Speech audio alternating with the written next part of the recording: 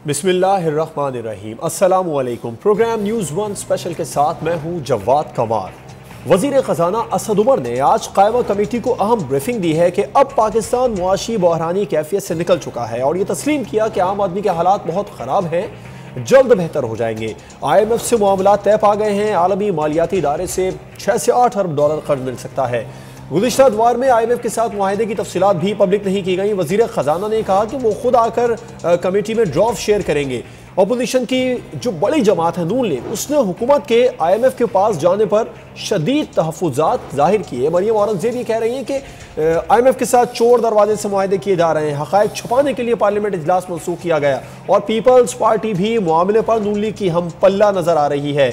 IMF मुज़ाकरात पर पार्लियामान को एतमाद में लेने का मुतालबा कर रही है। शहरी रहमान ने भी दावा किया कि वज़ीर ख़जाना उजरत में गए, वाशिंगटन गए और ख़ास मीटिंग के बगैर वापस आ गए। सिंध असम्बली इजलास में भी आज खूब गर्मा गर्मी हुई है। वज़ीर आला खास बरहम नजर आए। इन तमाम तर मामला पर बात करेंगे। मुख्तलिफ मेहमान हमें स्टूडियो में ज्वाइन करेंगे। इस वक्त हमारे साथ मौजूद है टेलीफोन लाइन पर मुशीर इत्तलात सिंध मुर्तज़ा वहाब साहब। सर बहुत शुक्रिया वक्त देने के लिए। असम्बली इजलास में आज काफ़ी गर्मा गर्मी हुई। वज़ीर आला सिंध मुराद अली शाह साहब भी काफ़ी गुस्से में थे, कह रहे थे कि सिंध की तकसीम का जिसने सोचा वो खुद तकसीम हो गया। कौन सिंध की तकसीम कर रहा है? सर ऐसी बातें कौन कर रहा है सिंध तकसीम करने की? मैं समझता हूँ ये तमाम चीज़ें रिकॉर्ड पर मौजूद हैं और जो मुत्तहिदा कौमी मूवमेंट से ताल्लुक़ रखने वाले वफाकी वज़ीर जनाब खालिद मकबूल सिद्दीकी साहब ने बात की पिछले दिनों अपनी प्रेस कॉन्फ्रेंस में, तो उन्होंने तो कह दिया कि सिंध के 2 टुकड़े हो चुके हैं। और हमें अफसोस इसलिए है कि माजी में यही मुत्तहिदा कौमी मूवमेंट ने सिंध असम्बली में पाकिस्तान पीपल्स पार्टी के साथ ऐसी करारदादों पर दस्तखत किया और ऐसी करारदाद को यूनानिमसली पास कराया है जिसके अंदर कोई साजिश सिंध को बाइफरकेट करने की उसके खिलाफ बात की गई है। तो मैं समझता हूँ एक तरफ मुत्तहिदा कौमी मूवमेंट जब उसको वोट लेने होते हैं तो वो आता है और कहती है कि जी सिंध हमारी धरती माँ है और हम इसके टुकड़े नहीं होने देंगे, लेकिन जब उनको इलेक्शन में मायूसी होती है और वो कन्फाइन हो जाते हैं कुछ 5, 6, 7 सीटों पे, तो वो कहते हैं कि नहीं जी आप सिंध के 2 हिस्सों में डिवाइड करें, शहरी सिंध अलग करें और देवी सिंध को अलग करें। मैं समझता हूँ कि इस तरह के यू टर्न हमारी सियासत के अंदर एक बड़ा मनफी अमल है जो कि तहरीक इंसाफ ने इंट्रोड्यूस करा है और ये कंडेमेबल चीज़ है। इसीलिए आपने देखा कि सिंध असेंबली ने आज कैटेगोरिकली इस बयान को कंडेम किया और इस बयान को रिजेक्ट किया। अच्छा, इस बयान के बाद ये भी सामने आया है, वज़ीर आला ने कहा कि 18वीं तरमीम किसी सूरत ख़त्म नहीं होने देंगे। सर बात सिर्फ 18वीं तरमीम की है ना, और किन पॉइंट्स पर इख्तिलाफात हैं? अगर 18वीं तरमीम की सिर्फ बात है तो ये तो आप भी जानते हैं कि हुकूमत इसे ख़त्म नहीं कर सकती। 2/3 मेजॉरिटी दरकार होती है, वो हुकूमत के पास है ही नहीं, वो सिर्फ बयानबाजी कर रहे हैं। तो बयान के ऊपर इतना इश्तिहाल? देखिए मैं समझता हूँ ये आपने अपने सवाल में बड़ा अच्छा जवाब रख दिया कि अगर वफाकी हुकूमत को पता है कि वो कोई चीज़ नहीं कर सकती, उसके बावजूद अगर उसके ऊपर बयानबाजी कर रही है तो ये शो करता है कि वफाकी हुकूमत के पास कोई पॉलिसी, कोई प्लानिंग है नहीं। हर सर उसके बावजूद आप पीपल्स पार्टी भी तो, आपकी जमात भी तो उसी तरह रिएक्ट कर रही है ना? नहीं, देखिए जब आप कोई पॉलिटिकल नैरेटिव बिल्ड करने की कोशिश करते हैं और वो पॉलिटिकल नैरेटिव कोई आम आदमी बिल्ड नहीं कर रहा, कोई छोटी सियासी जमात बिल्ड नहीं कर रही, तो अगर वफाकी काबीना, वफाकी वज़रा और अगर वज़ीर आज़म पाकिस्तान उस नैरेटिव को बिल्ड करेंगे तो मैं समझता हूँ उस नैरेटिव की तरदीद करना लाजमी है उन लोगों के लिए जो कि उस नैरेटिव के हामी नहीं है। पाकिस्तान पीपल्स पार्टी उसूली तौर पर ये समझती है कि 18वीं आईनी तरमीम एक बहुत ही ज़बरदस्त मुसव्वदा था जिसके से पाकिस्तान की जो फेडरेटिंग यूनिट था उनको बड़ा फायदा हुआ। और चूंकि फेडरेटिंग आप कह रहे हो फायदा हुआ, खालिद मकबूल सिद्दीकी साहब ये कह रहे हैं कि फायदा नहीं हुआ, नुकसान हुआ, सिंध 2 हिस्सों में तकसीम हुआ। इस मामले पर बस अमली तौर पर ऐसा नजर नहीं आता। देखिए मैं गुजारिश आपको करूं कि जो कोई भी नाक़िदीन है 18वीं आईनी तरमीम के, आप अगर उनसे सवाल पूछें कि 18वीं आईनी तरमीम में क्या गलत चीज़ है तो कुछ सवाल का जवाब वो नहीं दे पाते। मैं समझता हूँ कि 18वीं आईनी तरमीम जो है NWFC का नाम तब्दील करके खैबर पख्तूनख्वा करती है, इसमें क्या बुरी चीज़ है? पिछले 50-60 साल से हमारे मैं कतई कराने की माजरत चाहूँगा सर। फवाद चौधरी साहब वज़ीर इत्तलात जिन्होंने ये कहा कि 18वीं आईनी तरमीम में अच्छी चीज़ें हैं, मगर उन्होंने अगर जो उसकी मनफी चीज़ों पर इशारा किया वो ये था कि वफाक के पास कुछ बचता नहीं है। और फिर ख़ास तौर पर सिंध का जिक्र करते हुए कहा कि 90,000 अरब रुपए, आप कहते हैं कि वफाक पैसे नहीं दे रहा, वो ये कह रहे हैं कि 90,000 अरब रुपए का हिसाब तो दें पहले। मैं अगर जसारत करूँ ये सवाल पूछने की, ये वज़ीर आज़म पाकिस्तान ने भी कहा कि वफाक का दिवालिया हो गया और वफाक के पास पैसे नहीं है। 18वीं तरमीम के बाद। मैं सवाल पूछना चाहता हूँ कि जब आपने सूबों को टैक्स कलेक्शन का कुछ इख्तियार दिया तो सूबों ने तो जबरदस्त कारकर्दगी दिखाई, और मैं सूबा सिंध की आपको मिसाल दूंगा कि हमारा जो टैक्स रेवेन्यू का टारगेट है उससे 9% ज्यादा हमने टैक्स कलेक्ट किया सूबा सिंध के अंदर, अपने टारगेट को अचीव किया है। लेकिन वो सियासी जमात, वो हुकूमत जो कि माजी में कहती थी कि हम आएंगे और हम टैक्स कलेक्शन को बेहतर बनाएंगे, टैक्स नेट को और वाइडन करेंगे, जब आप उनसे पूछते हैं तो आपको नजर आता है कि 318 अरब रुपए का शॉर्टफॉल है आपकी टैक्स कलेक्शन के अंदर पिछले 8 माह के अंदर। तो ये अपनी कोताहियों को, अपनी गलतियों को, अपनी मिस गवर्नेंस को कैसे रेप्लिकेट कर सकते हैं सूबाई हुकूमतों को?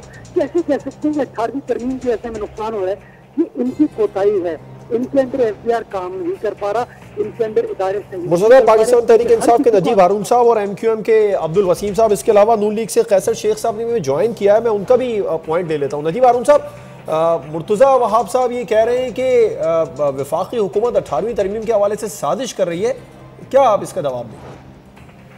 मेरा ख्याल में 18वीं तरमीम को अब काफ़ी अर्सा हो गया है, 2011 से अगर लगाएंगे और उसके बाद सारे के सारे मामलात मुल्क के अंदर चल रहे हैं, तो हमेशा जब तरामीम होती हैं तो उसके कुछ प्रोज एंड कॉन्स होते हैं, कुछ उसमें खूबियाँ होती हैं, कुछ खामियाँ होती हैं। तो ये कोई इतनी बड़ी बुराई नहीं है कि अगर उसकी कुछ कमज़ोरियाँ जिनसे नुकसानात हो रहे हैं उनको रिव्यू किया जाए। दूसरी बात ये कि अभी जो बात हो रही थी और रेवेन्यूज़ के बुनियाद के ऊपर, क्योंकि थैंक्स टू कराची अल्हम्दुलिल्लाह यकीनी बात है कि सिंध गवर्नमेंट को बहुत ज़्यादा अच्छा कलेक्शन होता है सिंध रेवेन्यू बोर्ड के ज़रिए, सेल्स टैक्स के ज़रिए, एफबीआर के ज़रिए, क्योंकि कराची तो शहर है, यहाँ से तो पूरा मुल्क को खून जाता है, तो यहाँ पर कलेक्शन होता है और उसी में ये सारे अवामिल आते हैं कि उसका डिवीज़न किस तरह से हो। और 18th अमेंडमेंट के पीछे जब डेवोल्यूशन की बात थी तो उसको और आगे चल के भी बल्दियात के पास इख्तियारात जाने थे ताकि आम आदमी उससे मुस्तफ़ीज़ हो सके, और वो जो वसाइल थे उनको नीचे भी जाना था ताकि जो जहाँ से जो कलेक्शन हो उसी प्रोपोर्शन के अंदर, जो कि ज़ाहिर बात है कि जब NFC में सिंध के पास बड़ा हिस्सा कराची के ज़रिए जाता है तो बड़ा हिस्सा यहाँ पर इनको मिलता है, लेकिन उसको आगे भी चलना है। तो मसाइल ज़्यादा गंभीर इस वजह से हुए कि वो 18वीं तरमीम का समर जो है वो सिंध गवर्नमेंट तक तो पहुँचा, लेकिन उसको नीचे बल्दियात तक और आम लोगों की ज़रूरियात तक जाना था, वो वहाँ पर रुक गया। और इसको रिव्यू में अगर कोई पॉइंट्स रेज होते हैं असेंबली के ज़रिए ही होगा, मेजॉरिटी के ज़रिए ही होगा, कोई यकजम्बे से कल्म नहीं हो सकता। तो ये इसको ओपन हर वक्त रहती है, हर तरमीम के बाद में अगली तरमीम भी आती है। तो मैं समझता हूँ कि इसको पे डिबेट ज़रूर कर लेने में कोई हर्ज नहीं है। वसीम साहब, पीपल्स पार्टी आपके जो रहनुमा है मुत्तहदा रहनुमा खालिद मकबूल सिद्दीकी साहब, उनके 13 अप्रैल के बयान पर काफ़ी गुस्से में आज वज़ीर आला सिंध काफ़ी बरहम नज़र आए और उस बयान के ख़िलाफ़ एक करारदाद भी पेश की जिसे मंजूर किया गया है। बात सिर्फ 18वीं तरमीम की है, सिंध तकसीम की भी बात है? देखिए, बात ये है जनाब अली कि उन्होंने किस कॉन्टेस्ट में कहा है, हमें ये ज़रा देखना होगा कि खास तौर पर इस बात को पॉइंट करते कि सिंध को तकसीम नहीं होने देंगे। जो सिंध तकसीम करने का सोचा, जिसने सोचा वो खत्म हो गया। तकसीम की बात नहीं कर रहे, लेकिन सिंध में मजीद यूनिट्स बनने चाहिए, पूरे मुल्क में मजीद सूबाई यूनिट बनने चाहिए। उसमें बुराई क्या है? सारी दुनिया में ऐसा होता है। अगर हम ये कह रहे हैं कि कराची को या उससे मुलेका और जो है आप जो भी चाहे नाम रख लें उसके, लेकिन उसको अगर सूबा बना दिया जाए तो इसमें बुराई क्या है? मतलब ये पहले भी ये सारी चीज़ें डिस्कस होती रही, अब भी हम चाहते हैं, क्योंकि हम कह इसलिए रहे हैं कि वो तासुब की निगाह जो इस शहर पर मुसलसल चल रही है, इस शहर के वसाइल पर चल रही है, इस शहर को लूटा जा रहा है, गरीबों के अकाउंट से वो पैसा निकल रहा है लूटा हुआ। तो सर हम बताएं कि हम क्या करें, क्या कहें? या आप रोड जाके देख लें, आप खुद कराची में रहते हैं या जितने लोग बैठे हैं सब कराची में रहते हैं, यहाँ क्या हो रहा है कि नौकरियां यहाँ बेची गई, नौकरियां यहाँ पे नहीं दी गई। जितने लोग यहाँ रहते हैं उसमें पंजाबी, पठान, उर्दू बोलने वाले, किसी को नौकरियां नहीं दी जा रही। जाली डोमिसाइल पे, जाली जो है डिग्रियों पर नौकरियां दी जा रही हैं। तो इस वजह से हम ये बात कहने मजबूर है कि आप तो ये अमल कर रहे हैं कि खुद एक ऐसी चीज़ पैदा कर रहे हैं जिससे कि ये तफरीक पैदा हो। अब उसका मतलब आप कुछ भी निकाल लें, आप लाख करारदादें डाल लें, क्या फ़र्क पड़ता है? पहले भी बहुत सारी करारदादें आई, उससे क्या फ़र्क पड़ता है? आप हकीकत पर आएँ, कराची के मसाइल पर आएँ, जो कह रहे हैं उस पर आएँ। मतलब थर में लोग मारे जा रहे हैं। अब भुट्टो साहब का मज़ार है, उसके एतराफ़ में आप देख लें, अगर उसे मॉडल यूसी बना दिया गया है तो मैं समझता हूँ बड़ी अच्छी बात है। तो बात यह है कि आप अमल तो करें, काम तो करें। आके ना काम आप कर नहीं रहे, खाली बातें करने से, तकरीर असेंबली में करने से तब्दीली नहीं आएगी। आप सोचें कि आप कर क्या रहे हैं, लोगों को उसके हुकूक दे रहे हैं या नहीं दे रहे हैं। इतनी ज़्यादा इस मामले पर सख्त बयानबाजी नहीं करी जितना पाकिस्तान पीपल्स पार्टी की जानिब से रिएक्शन आ रहा है 18वीं तरमीम के हवाले से। अगर हुकूमत इस मामले की तरफ जाती है, असेंबली में बिल लेकर आती है, तो फिर नून लीग कहीं से सॉफ्ट कॉर्नर रखती है इस मामले पर?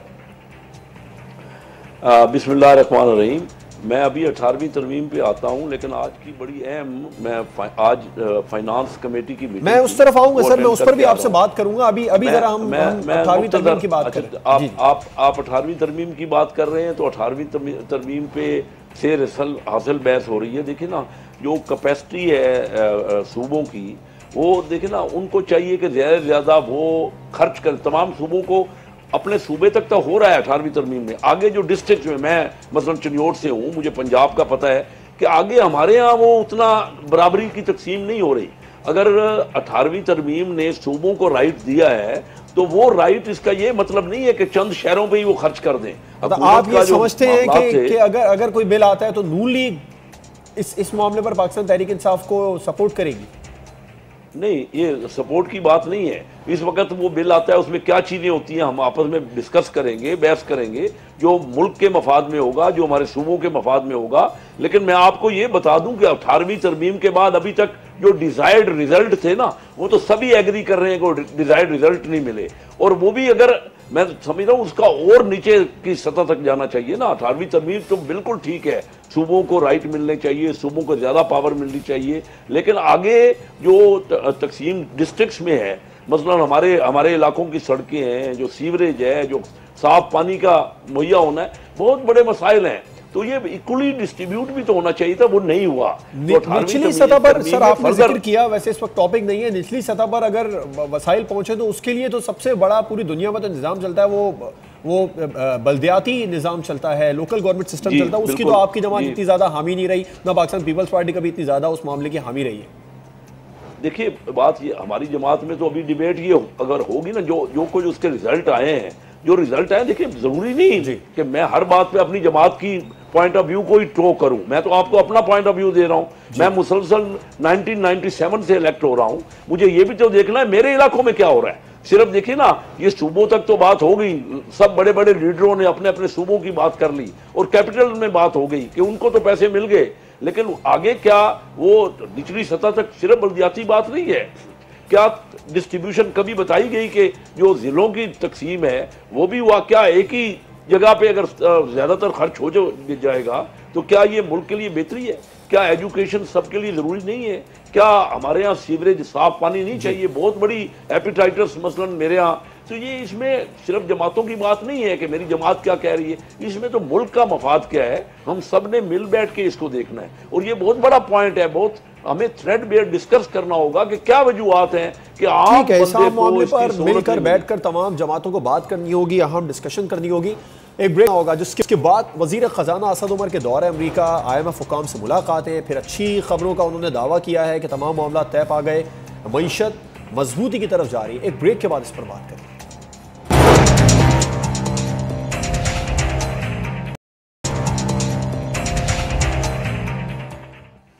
ब्रेक के बाद एक बार फिर से खुशामदीद। वजीर खजाना असद उमर दौरे अमरीका पर हैं। वहाँ पर उन्होंने कहा है कि IMF से तमाम तर मामलात फाइनल हो गए। इसके साथ साथ उन्होंने खुशखबरी भी दी है कि मुल्क की जो मईशत है वो बहरानी कैफे से निकल चुकी है। नजीब साहब, क्या वाकई ऐसा हो गया है? फवाद चौधरी साहब ने भी ये कहा कि तमाम मामलात तय पा गए हैं, मजबूत मईशत की तरफ जा रहे हैं, आइंदा 2 हफ्तों में मईशत के हवाले से बड़ी खबरें आने वाली हैं। कहीं फिर से ये सब बातें महज दावा तो साबित नहीं होंगी?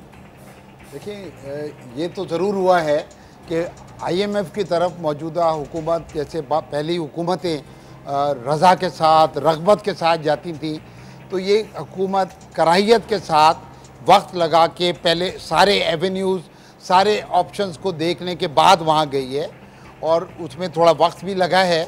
लेकिन मैं समझता हूँ क्योंकि जब आप स्ट्रक्चरल चेंजेस करते हैं, रिवायती हुकूमत चल रही थी बारी, और उसमें एक दूसरे को भी तहफ़्फ़ुज़ देते थे। इस दफ़ा ये तब्दीली है तो इसका इम्पैक्ट भी आ रहा है, और मेरे ख़्याल में कोई वजह नहीं है कि अगर हुकूमत का वज़ीर ख़जाना और ये कह रहे हैं तो मौका दिया जाए, क्योंकि इसके इंडिकेटर्स तो फौरी आना शुरू हो जाते हैं। एम्प्लॉयमेंट के अंदर भी आएंगे, अगर महंगाई कम होना शुरू होती है उसमें भी आएंगे। तो जो भी फाइनेंशियल इंडिकेटर्स हैं उस पर इस वक्त पूरी कौम की नज़र है, और जो कोशिशें काविशें हो रही हैं इंशाअल्लाह ताला आने वाले वक्त के अंदर उसके नताइज मस्बत आएंगे। कैसर साहब, असद उमर ने यह एतराफ़ किया है कि आम आदमी के हालात ख़राब हैं, जल्द बेहतर हो जाएंगे। ताहम PTI का मौक़िफ़ यह है कि हालात की ख़राबी की जिम्मेदार गुज़िश्ता हुकूमतें हैं। PTI सरकार को आया भी कुछ ही अरसा हुआ है, ये मौक़िफ़ तो उनका काफ़ी हद तक दुरुस्त भी है, क्या कहेंगे आप? जी, आज फाइनेंस कमेटी की मीटिंग थी। अच्छी बात तो ये है कि फाइनेंस मिनिस्टर खुद असद उमर साहब और हमाद साहब मिनिस्टर ऑफ स्टेट रेवेन्यू के वो तशरीफ लाए। ये इसमें कोई शक नहीं कि पहले आम तौर पे वज़ीर ख़जाना नहीं आया करते थे। मेरी उनसे तफसील से बात हुई, मैंने उनसे कहा कि आपने, हम तो कहते रहे कि आप IMF के पास जाएं, अगर अभी आप IMF के पास चले गए हैं और आप हमें बता रहे हैं तो आप हमें बताइए तो सही फाइनेंस कमेटी को कि क्या आपने वहाँ तय किया है, कितना आपने रेवेन्यू का टारगेट रखा है। क्योंकि हमारी इतला तो ये है कि 1000 अरब रुपए के नए टैक्स लगेंगे 17 मई को जब बजट आ रहा है, और साथ साथ हमारी जो इकानमी के स्लो डाउन हुआ है, जो आम कारोबार का पट्टा बैठ गया। मैंने उनसे कहा, मैंने कहा कि मैं आज चिन्योट में था, वहाँ पे तकरीबन 100 मजदूर एक जगह इकट्ठे थे, तो मुझे उन्होंने रोक लिया और मुझे उन्होंने कहा कि पहले हमें हर हफ्ते में 5-6 दिन हमें लोग ले के जाते थे और मुख्तलिफ जॉब मिल जाते थे, अब 1-2 दिन से ज़्यादा हफ्ते में हमें जॉब ही नहीं मिलता। मैंने उनको बताया कि पट्टा बैठ चुका है, आप पहले IMF के पास जाते। मैंने आज जो फाइनेंस कमेटी में बातें की हैं कि हम आपको कहते रहे, देखिए ना, कभी किसी का कोई प्रॉब्लम होता है, हम तो गए दो गलत हमने क्या किया कि हम दोस्तों के पास जाते रहे। कभी कोई बिजनेस का ये नहीं है कि अगर मेरा बिजनेस का कोई मसला है तो मैं दोस्तों से जाके मांगू। लेकिन बहरहाल सर ये हतमी रास्ता तो नहीं होना चाहिए ना, IMF के पास जाते रहे। साथ मैं आपको बताना ये चाह रहा हूँ, जैसे नदीम हारून साहब ने कहा कि करायत के साथ गए, कोशिश तो की ना कम से कम IMF से निकलने की। आपको यही बताना चाह रहा हूँ कि देखिए ना, हमारे यहाँ 5.8% तरक्की से अब 2.9 हो रही है। इसका मतलब 1000 अरब रुपए इस साल पिछले साल से लोगों के जेब में कम जाएगा। वसीम साहब, आपका क्या मौक़िफ़ है के मामले पर? दूसरा 1000 अरब के नए टैक्स पार्टी और नून लीग बोल रही है पड़ेगी आम आदमी को, गरीब आदमी को जॉब है। जी वसीम साहब, ये तो जवाद साहब, मेरे पास आवाज़ जो है वो अभी खुली है, तो मेरी बहुत सारे लोगों की बातें समझ में नहीं आई कि वो कह क्या गए और आपका सवाल क्या है। तो इस सिस्टम को सही करेंगे। IMF के मामले पर जो हुकूमत IMF के मुआहदे कर रही है उस पर MQM खामोश नज़र आ रही है। जितना PMLN पीपल्स पार्टी जिस तरह बयानबाजी करी, उस तरह कोई बयान भी सामने नहीं आ रहा। क्या मौक़िफ़ है MQM का आपका? देखें, कर्ज़े लेने चाहिए, सारी दुनिया में तमाम ममालिक कर्ज़े लेते हैं, इसमें कोई शक नहीं है कि लेते हैं। लेकिन जो सूरत हाल पाकिस्तान के कर्ज़ों की हो गई है, जिन मुश्किलात से पाकिस्तान गुजर रहा है, माजी के कर्ज़े देने के लिए आपके पास पैसे नहीं है, इकनॉमी आपके पास बैलेंस में नहीं है, टैक्स आप कलेक्ट नहीं कर पाए, जिस अंदाज से आपकी ज़िम्मेदारी थी या हमारी ज़िम्मेदारी थी वो हम अभी तक नहीं कर पाए। हम जो है नौकरी पेशा पर टैक्स लगाकर या कुछ फैक्ट्रियों पर टैक्स लगाकर उससे हम पाकिस्तान को चला रहे हैं, जबकि बहुत सारे और हेड्स ऐसे हैं, ज़राअत हैं या और दीगर हेड्स ऐसे हैं कि जिसमें से हम टैक्स ले सकते हैं, उन्हें टैक्स नेट पर ला सकते हैं। बहुत सारी शॉप्स हैं, मार्केटें हैं जो अभी टैक्स नेट में उस अंदाज से नहीं है, उस पर हमें लाना चाहिए। तो ये जब तक हम नहीं करेंगे, हम लामाला दूसरे लोगों पर इक्तफा करते रहेंगे। और माजी में भी ये होता रहा कि वो सिर्फ इस उसमें कि हम सियासी पार्टी हैं, अगर हम कोई सैंक्शन लगाएंगे तो लोग हमारे खिलाफ हो जाएंगे, लिहाजा वो आगे पैसा मांगने चलेगा। और इस बार तो आप लोग हुकूमत के इत्तेहादी हैं और ऐसे इत्तेहादी हैं कि सोच भी काफ़ी हद तक अब मिलती जा रही है। मशवरा देना हुकूमत को। नहीं, ये मशवरा पहले भी दिया और अब भी यही मशवरा दे रहे हैं कि टैक्स नेट को बढ़ाएं। जब तक ये हम नहीं करेंगे, मुल्क को हम आगे नहीं ले जा सकते, मुश्किलात का शिकार रहेंगे। और कोई हमें कब तक कर्जा देता रहेगा, कोई कब तक हमारी मदद करता रहेगा, हमें खुद खड़ा होना होगा। और खुदा न खास्ता अगर ये अमल हमने नहीं किया तो इस मुल्क में जो है वो मुश्किलात बढ़ती चली जाएंगी और उस हद तक चली जाएंगी कि हम जो है, जो बातें आजकल TV पे आप देख रहे हैं चल रही हैं कि जी हम जो है सदारती निज़ाम ले आएंगे और हम जो है वो चेंज ले आएंगे, तो अब ये बातें गर्दिश करना शुरू हो गई हैं। तो हमें चाहिए कि हम एक दूसरे का हाथ बने, एक दूसरे के साथ बैठकर बिल्कुल एक दूसरे का हाथ बने और साथ बैठकर मसले का हल निकालें। नजीब साहब, लीग रहनुमा मरियम औरंगजेब ने आज ये कहा है कि IMF से मामलात पर पार्लियामेंट को एतमाद में नहीं लिया जा रहा, चोर दरवाजे से मामलात हो रहे हैं, हुकूमत कारकर्दगी दिखाने के बजाय खाली बर्तन की तरह शोर कर रही है। उन्होंने भी आज एक बात की है कि सीट ही बचने वाली है, अवाम धक्के देकर हुकूमत को निकाल देंगे। आप लोग अंपायर की उंगली की बात करते थे, वो सीट ही लेके आ गए। देखिए, ये तो ख्वाब और ख्याल हर एक की आज़ाद है, जो भी सोचे और जो भी कहे पाकिस्तान में। लेकिन जो यहाँ पर मलूज़ खातिर जिस चीज़ को रखना है वो ये कि पिछले 10 साल में 60 अरब डॉलर पाकिस्तान का कर्जा बढ़ा और सूद दर सूद एक कैफियत है। और वो मैं समझता हूँ कि एक मिजाज था पिछली हुकूमतों का कि आप मुफ्त की लिए जाएं और पिए जाएं और पूरी नस्लों को, आइंदा की नस्लों को गिरवी रख दें कि वो पूरे के पूरे जो आज बच्चा पैदा हुआ होगा वो भी तकरीबन 1.5 लाख रुपए का मकरूज़ होगा। तो इस हुकूमत ने इसी बुनियाद के ऊपर थोड़ा सा उस दवा को और उस डॉक्टर को इस्तेमाल करने की बजाय कुछ दवा बदली है, कुछ डॉक्टर बदला है। अब ये कोशिश है कि अफाका हो। और जो इनका जो बयान का जो ताल्लुक है वो ये है कि IMF के जो गैप रह गया है, यानी जितना हम दीगर जगह से, दोस्तों से, मामलात से, बेहतर टर्म्स से चाइना, UAE, सऊदी अरेबिया से कर सके, वो वहाँ से पहले किया गया और अब जो गैप रह गया उसको पूरा किया जा रहा है। और मैं समझता हूँ कि एक मिजाज हमारी कौम का बनना चाहिए और ये बनेगा कि लोग रेवेन्यू टैक्स जमा करें। आप माशाल्लाह प्रोग्राम करते हैं और हमारे जैसे लोग आके, मगर बहरहाल इस बार टैक्स कलेक्शन इतनी ज्यादा नहीं कर सकी हुकूमत जितनी माजी हुकूमतें करती रही हैं। ये कल्चर बनेगा जब पाकिस्तान के लोग, पाकिस्तान के सियासतदान, पाकिस्तान का बिजनेसमैन, पाकिस्तान का प्रोफेशनल इसके ऊपर फख्र करेगा कि वो खजाने के अंदर कितने पैसे डाल रहा है। कैसे साहब, अपोजिशन का मौक़िफ़ है कि IMF से मुआहदे पर पार्लियामेंट को एतमाद में नहीं लिया गया। असद उमर साहब ये कहते हैं कि माजी में भी तो कभी ऐसा नहीं हुआ, हुकूमत ने इस तरह के मुआहदों पर एतमाद में नहीं लिया करती थी। तो अगर ऐसा ही था तो अपोजिशन अब इस तरह के मुतालबात क्यों कर रही है?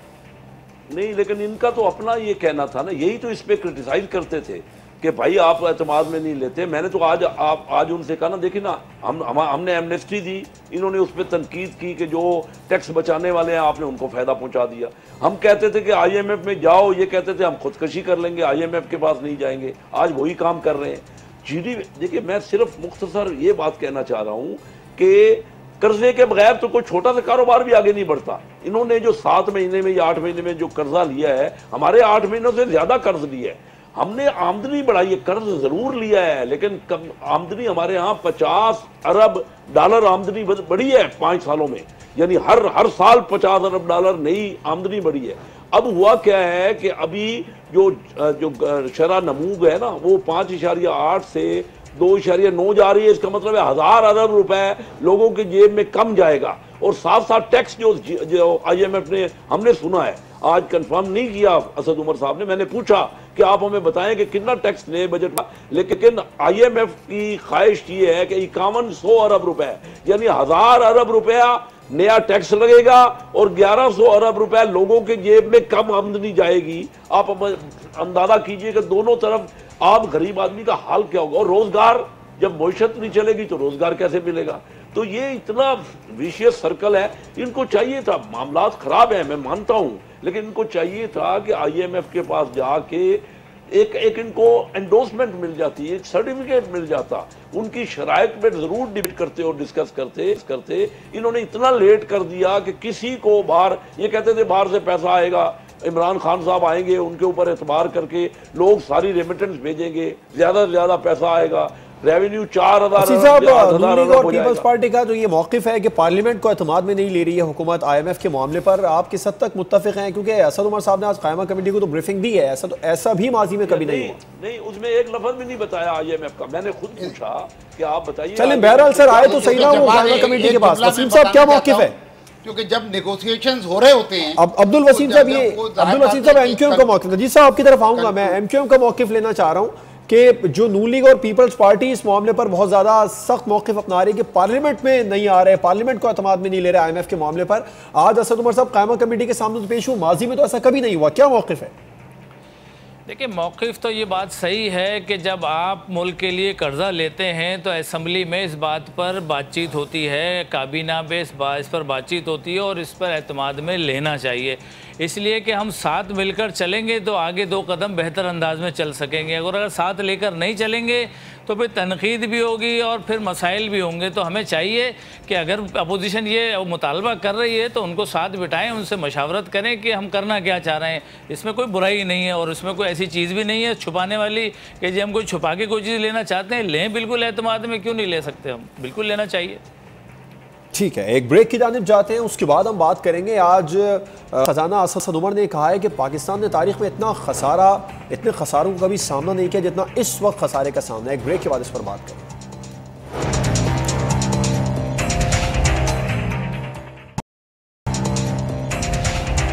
Welcome back. वज़ीर ख़ज़ाना असद उमर ने कहा है कि इस वक्त जो खसारों का सामना है हुकूमत को, माजी में कभी किसी हुकूमत को इतने खसारों का सामना नहीं करना पड़ा। नजीब साहब, मरियम औरंगजेब साहिबा ने भी इस पर कहा है कि हुकूमत इल्ज़ाम लगा देती है माजी अपनी नाअहली छुपाने के लिए आगे बढ़े ना, प्रेस कॉन्फ्रेंस से इल्ज़ामात से कार्रवाई करें। देखिए, इसमें जो अफेक्ट होता है इस तरह की माशियात का जो पीछे से चल रहा था और वो एक मादर पिदर आज़ाद माशियात चल रही थी, तो अब उसका एक स्नोबॉल इफेक्ट होता है कि वो बॉल इतनी बड़ी बन गई है कि जहाँ पर डेफिसिट बहुत ज़्यादा हो गया है। तो ये अब इसको जो एक तरफ फिक्स भी किया जा रहा है और दूसरी तरफ जो अब पीटीआई की माशी पॉलिसीज़ हैं उसको भी इम्प्लीमेंट किया जा रहा है।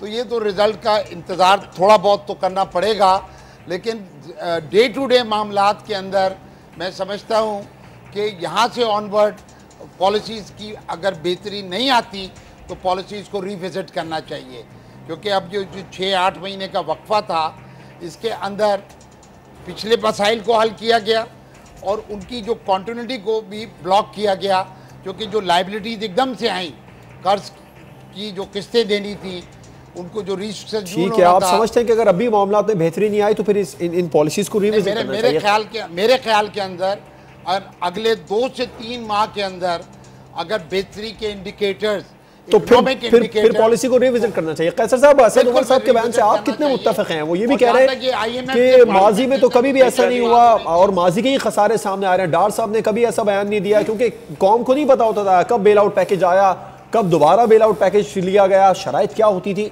अब इतने मुतालिबात। जी, आज देखिए, असद उमर साहब ने खुद ये कहा कि मेरे बारे में उन्होंने कहा कि कैसर साहब जब चेयरमैन थे, वो मेरे साथ थे, असद उमर 5 साल हम मिलकर हमने काम किया। उन्होंने कहा कि इन्होंने हमेशा पाकिस्तान की बात की है, इन्होंने किसी पार्टी की बात नहीं की। देखिए, हम सबको जब मईशत पे बात करते हैं ना, ये नजीब हारून साहब बहुत खुद बड़े टैक्स पेयर हैं और कराची से मेरे कोलीग हैं और बड़ा समझदार आदमी है। ये खुद समझ रहे हैं कि मामलात किस निगर पे चल रहे हैं। इतने ख़राब हालात हो चुके हैं, सारा कारोबार का भट्ठा बैठ गया है। देखिए, आपने अपना 35% डिवैल्यू किया। डिवैल्यू से क्या हुआ? पहले अगर 15,000 रुपए की तनख्वाह थी ना एक मजदूर की, तो वो बनती थी कोई $140। अभी वो जब डिवैल्यू कर दिया तो $110 रह गई $140 से। उसकी तनख्वाह को, उसका पेट काट कर एक्सपोर्ट बढ़ाने की कोशिश की है, लेकिन एक्सपोर्ट भी नहीं बढ़ी। मार्च की एक्सपोर्ट 1 साल पहले के मार्च से 13% घट गई है और पूरा यानी पिछले जुलाई से जो हमारी एक्सपोर्ट है वो 1% बढ़ी है, हालांकि 35%। ठीक है, एक्सपोर्ट में कमी आई है। वसीम साहब, वक्त का मैं मुख्तसर रिस्पॉन्ड आपका भी चाहूंगा।